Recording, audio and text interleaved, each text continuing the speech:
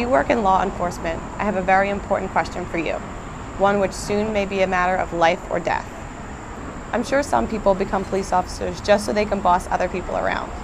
But I'm going to assume here that you mean well, that you want to be one of the good guys. In which case, my question is this. Is there anything the politicians could enact into law that you wouldn't enforce?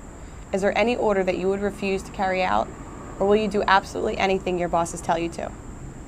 In the U.S., police have already obeyed orders to fine or arrest people for a wide variety of harmless activities, such as dancing at the Jefferson Memorial or having a vegetable garden in their front yard. Police have even gone so far as to execute violent paramilitary raids on food co-ops and organic farms. For decades, police have been carrying out armed home invasions, forced property confiscations, and other acts of violence against people who weren't hurting anyone, but who engaged in behaviors or habits which lawmakers have arbitrarily declared to be illegal. You may be comfortable in assuming that you'll never receive an order to do something truly immoral. But the fact is, with every order you receive, you have a choice between obeying without question or relying on your conscience. No doubt there were cops a few years ago who never expected to be ordered to disarm innocent people, to do door-to-door home searches without warrant or probable cause, or to detain and interrogate people for merely driving down a road. Yet police have since been ordered to do all of these things, and almost without exception they obeyed. So it's not unreasonable to ask, is there any point at which you will draw a line and say, no, that I will not do? And if you won't draw such a line anywhere, if you will do absolutely anything your political masters tell you to, how are you any different from the enforcers of Soviet Russia, Red China, or Nazi Germany? You may be tempted to say, I don't make the law, I just enforce it.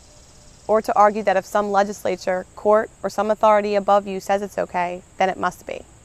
But keep in mind that this is exactly what the thugs of every tyrannical regime in history said to justify their actions. And how do we remember those people now? As courageous, noble law enforcers? No. Unless you want posterity remembering you as a heartless, mindless pawn of oppression, then you'd better decide, and decide now, where you will draw that line. Unfortunately, there's little indication that most cops have any line at all. The incidents of police officers refusing to inflict injustice upon the people are extremely rare. Even when cops say they personally oppose certain laws, such as marijuana prohibition, nearly all of them continue to violently enforce these laws against non-violent people. In other words, they recognize these laws as counterproductive and unjust, but they choose to enforce them anyway. For the most part, American cops seem completely incapable of disobeying immoral orders, and instead do what the enforcers of every other authoritarian empire have done, inflicting harm on innocent people whenever and however those in power tell them to, while accepting no personal responsibility for their actions. I hope you are better than that. Keep in mind there are a lot of decent Americans who do have the integrity and courage to draw a line in the sand, a point at which they will disobey and resist violations of their rights by those in power. It may be that they refuse to be disarmed. It may be that they refuse to cooperate with warrantless searches, or refuse to keep funding a government they view as destructive and unjust. Whether you agree with them doesn't particularly matter. What does matter is whether in the end you are willing, if and when you are ordered to do so, to violently assault the dissenters for their disobedience.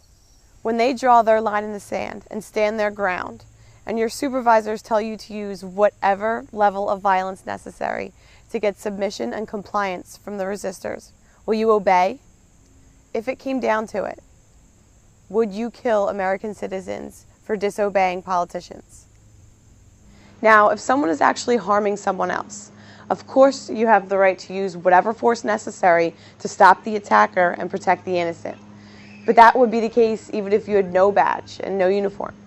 But when you try to arrest someone who hasn't threatened or harmed anyone else, but has only disobeyed some arbitrary regulation, then you are the one initiating force. You are the one starting a fight. You are the bad guy. Now remember, the American Revolution was people forcibly resisting gun confiscation, warrantless searches, what they viewed as unfair taxation, and a number of other oppressions.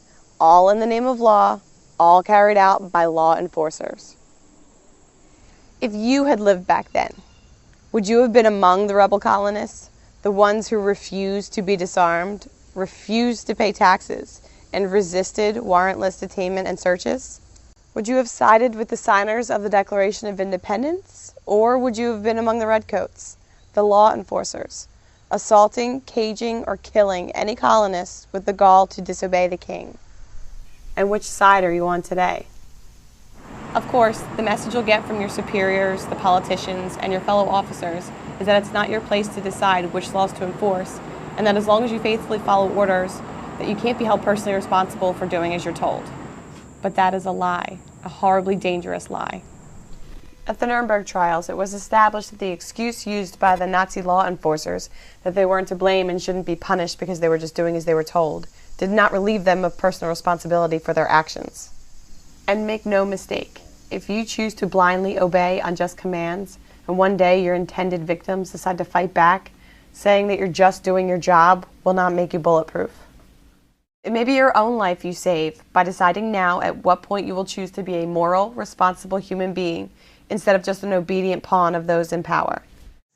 Ultimately, only you can answer the question of where you will draw that line. But really, the only moral, rational answer is this. If something would be wrong for you to do without a badge, then you shouldn't do it with one either. The idea that uniforms and legislation can give you special rights is both false and horribly dangerous. Nearly every large-scale injustice in history was committed by people who wrongly imagined that their position of authority made it okay for them to do things that other people have no right to do. Like everyone else, you have the right to use force to stop attackers and protect the innocent, and when you do that, you are the hero. But you have no right to be the attacker, even if it's your job, and even if the aggression is called law. Always, in every situation, you and you alone are responsible for what you do. Wearing a badge and a uniform and doing whatever you're told does not make you brave and noble or deserving of any respect. Just following orders is a coward's excuse. If your job requires you to assault or cage people who haven't threatened or harmed anyone, then quit. Being an actual protector, doing the right thing no matter what anyone else says, even if it means disobeying orders and breaking the law, that takes courage and integrity. That makes you a hero. So, do you have enough of a spine to draw that line? Decide now, before your failure to think for yourself results in damage that cannot be undone.